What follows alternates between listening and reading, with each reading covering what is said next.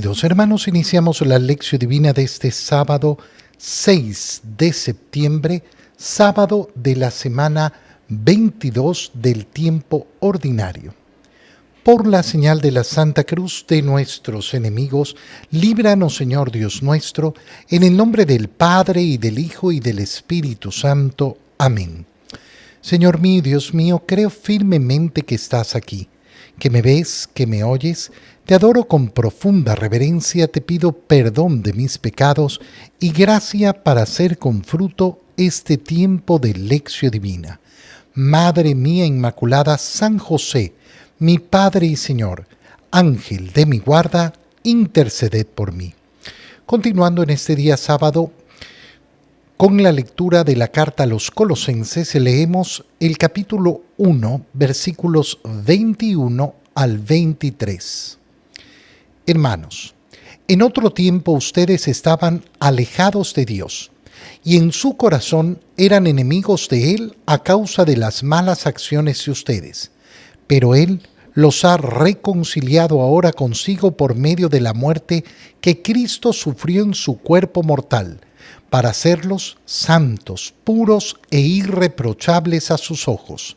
Sin embargo, es necesario que permanezcan firmemente cimentados en la fe y no se dejen apartar de la esperanza que les dio el Evangelio que escucharon, el cual ha sido predicado en todas partes y a cuyo servicio yo, Pablo, he sido destinado. Palabra de Dios.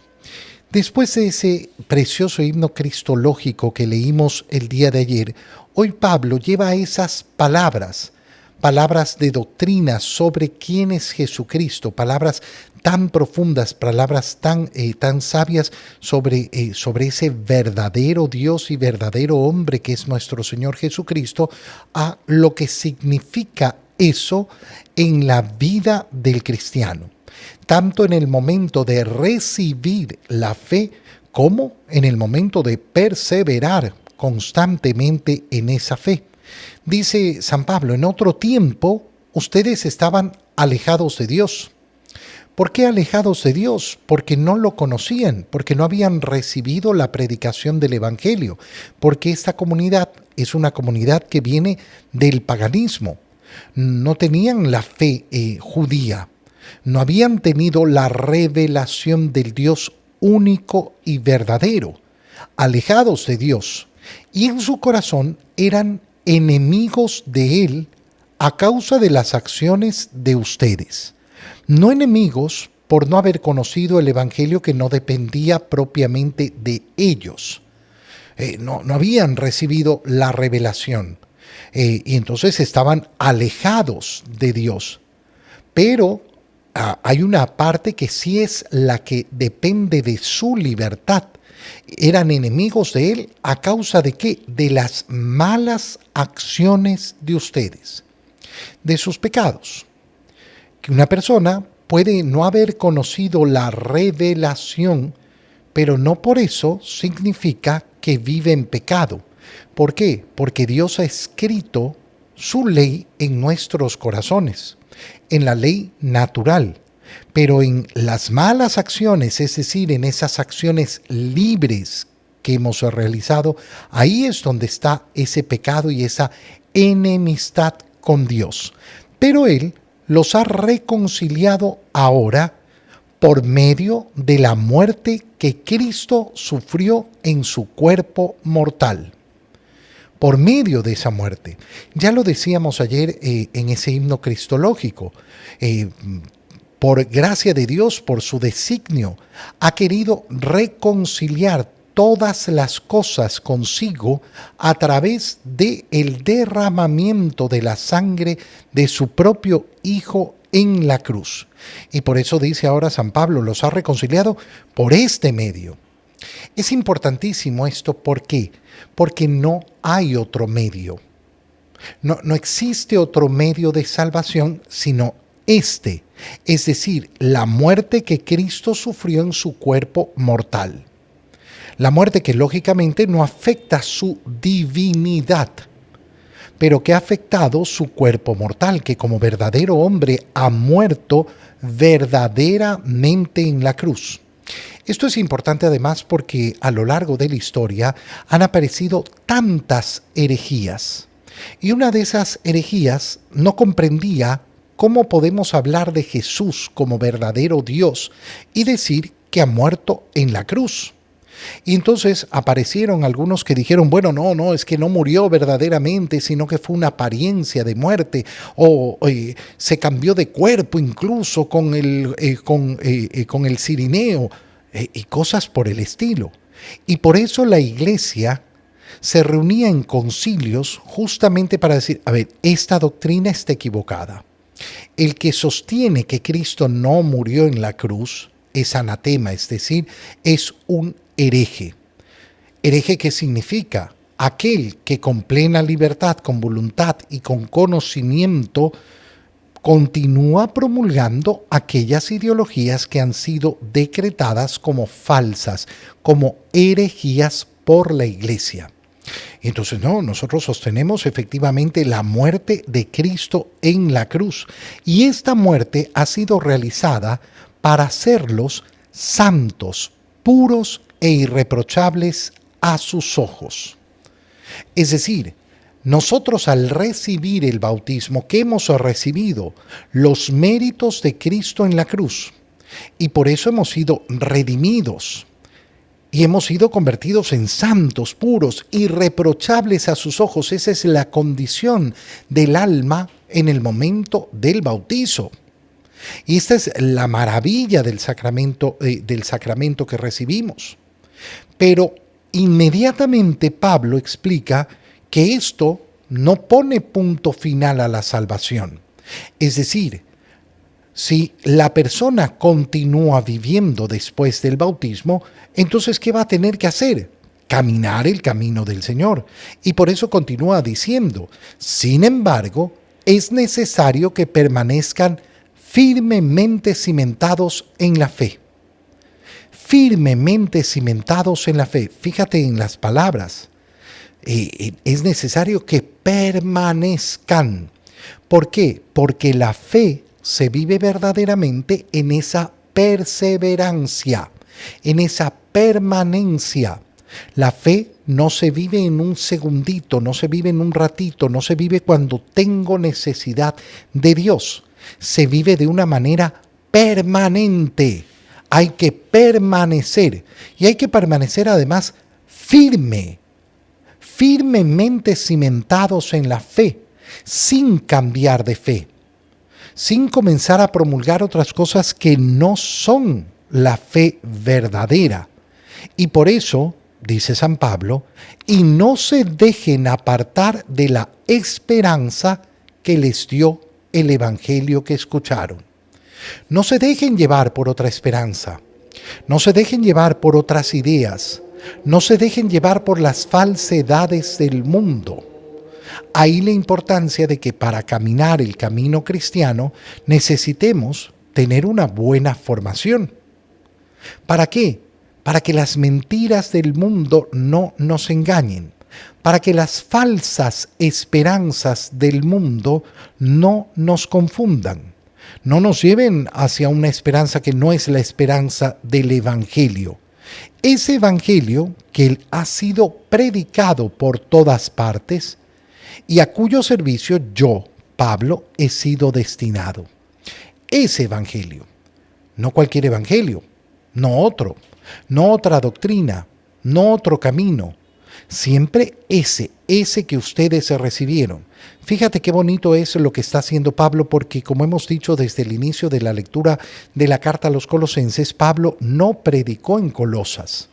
No es una comunidad formada por él. Y sin embargo, con su carta lo que está haciendo es dándoles una firmeza más a esa fe que han recibido. Les está diciendo, aquello que les predicaron, este es el Evangelio. Sean fieles, permanezcan en él, manténganse firmes en él. En el Evangelio leemos el Evangelio de San Lucas, capítulo 6, versículos 1 al 5. Un sábado Jesús iba atravesando unos sembrados y sus discípulos arrancaban espigas al pasar, las restregaban entre las manos y se comían los granos. Entonces unos fariseos les dijeron: ¿por qué hacen lo que está prohibido hacer en sábado? Jesús les respondió: ¿acaso no han leído lo que hizo David una vez que tenían hambre él y sus hombres? Entró en el templo y tomando los panes sagrados que sólo los sacerdotes podían comer, comió de ellos y les dio también a sus hombres. Y añadió: el Hijo del Hombre también es dueño del sábado. Palabra del Señor. De nuevo nos encontramos delante de una polémica entre Jesús y los fariseos. Ya el día de ayer veíamos cómo los fariseos y los escribas se acercaron a Jesús para decirle: oye, a ver, ¿qué es lo que pasa? Los discípulos de Juan ayunan y hacen oración, los discípulos de los fariseos también, pero los tuyos comen y beben. Lo cual decíamos el día de ayer es una falsedad, porque efectivamente cuando pueden comer y cuando pueden beber, lo hacen. Pero en otros momentos vemos en el Evangelio cómo no tienen ni siquiera tiempo para comer y cómo en este momento arrancaban espigas al pasar, las restregaban entre las manos y se comían entre las manos y se comían los granos. ¿Por qué hacen esto? Por una sola razón: porque tenían hambre, porque no habían comido, porque estaban avanzando de un lugar a otro, porque no les daba el tiempo, y el Señor no les prohíbe hacerlo, y no se los prohíbe por una simplicidad absoluta. No, pero es que es sábado, sí, pero tienen que comer, tienen que alimentarse. Pero la ley del sábado no es para que mueran los hombres. No está pensada para causar la muerte de los hombres ni para causarles un problema gigantesco que no puedan soportar, sino todo el contrario, para permitirles poner en orden su corazón. Pero ¿cómo le vamos a pedir a una persona que ponga en orden su corazón, es decir, que ponga a Dios en primer lugar, si sus necesidades básicas no están cubiertas? Por eso, en muchos casos, la pobreza va a ser el enemigo de una verdadera fe. Lamentablemente, la opulencia va a ser un enemigo peor. Por eso es tan necesario vivir una vida tan equilibrada y buscar efectivamente el equilibrio. Entonces, unos fariseos le dijeron: ¿por qué hacen lo que está prohibido en sábado? Y entonces empieza la polémica sobre el sábado. Y el Señor les responde: ¿acaso no han leído lo que hizo David una vez que tenía hambre él y sus hombres? Entró en el templo y tomó los panes sagrados que solo podían comer los sacerdotes y comió él y sus hombres. En ningún momento en la Escritura se dice que estaban en pecado. En ningún momento se les está diciendo: no, pero ¿cómo van a haber realizado una acción tan terrible como esa? No, las Escrituras no hablan de eso, sino que habla justamente de la necesidad de hacer eso. ¿Por qué? Porque se encontraban delante de una emergencia. ¿Qué quiere decir esto? Que la ley tiene que ser cumplida, pero la ley no nos lleva a la irracionalidad. Qué bonito es cuando nos damos cuenta de que nuestra fe cristiana es una fe racional. No nos invita a un actuar irracional, no nos invita a un actuar sin pensar, no nos invita a separarnos del conocimiento, no nos invita a separarnos de la ciencia. No existe el divorcio entre ciencia y fe. Existen malos científicos que no logran entender cuál es el campo de la ciencia y cuál es el campo de la fe. Eso sí que existe, mucho. Y existen muchos que también no comprenden cuál es el campo de la fe y cuál es el campo de la ciencia, y por tanto viven un divorcio con la ciencia. No, nosotros no estamos llamados a divorciarnos de la racionalidad, porque divorciarse de la racionalidad significa renunciar a ser seres humanos. Los seres humanos hemos sido creados a imagen y semejanza de Dios. Y eso significa que Dios nos ha dado una capacidad racional, que somos capaces de entender la creación, de conocerla, de transformarla como ninguna otra criatura es capaz. Y por tanto, no puede ser que nuestra fe sea irracional. Y añade Jesús una frase preciosa: el Hijo del Hombre también es dueño del sábado. Fíjate cómo el día de ayer decíamos la primera terminología, el primer término que utiliza Jesús para referirse a sí mismo, porque estamos iniciando la lectura del Evangelio de San Lucas, iniciando la vida pública de Jesús. Y el primer término lo veíamos ayer: el esposo. No pueden los amigos del esposo ayunar cuando él está con ellos. Ya se lo quitarán. Y por eso hacíamos toda esa reflexión preciosa de lo que significa ese término esposo en cuanto a la alianza y en cuanto a la entrega. Pero ahora vemos este otro término que va a ser tan importante y con el cual vamos a ver que Jesús se refiere a sí mismo tantas veces: el Hijo del Hombre. ¿Qué significa Hijo del Hombre? Hijo del Hombre significa hombre. Ay, pero ¿por qué se dice entonces Hijo del Hombre? Porque es el modo de hablar para decir efectivamente hombre, para decir un ser humano. Y esto lo va a destacar una y otra vez. El Señor lo que está tomando es la terminología que aparece en el Antiguo Testamento, de modo especial en el profeta Daniel. En esas profecías, en esas visiones de Daniel, donde ve a uno que es como hijo del hombre. Esas imágenes van a volver a aparecer en el libro del Apocalipsis. Pero es importantísimo, ¿por qué? Porque efectivamente nos está señalando la humanidad de Jesús. ¿Quién es Jesús? Jesús es verdadero hombre. Por eso era tan bella la reflexión que hacíamos ayer delante de la carta a los Colosenses sobre ese himno cristológico que destacaba San Pablo, como Jesucristo es verdadero Dios y verdadero hombre. Y con esto lo que Jesús está haciendo es afirmando esto: soy hombre. Soy un hombre verdadero. Pero no es necesario que lo afirme. ¿Por qué? Porque lo podemos ver. Bueno, como decíamos hace un momento, a lo largo de la historia herejías han aparecido de todos los tipos. Y así como hay algunos que en un momento negaron que Cristo hubiera muerto verdaderamente en la cruz, porque si Cristo es Dios, ¿cómo vamos a decir que ha muerto?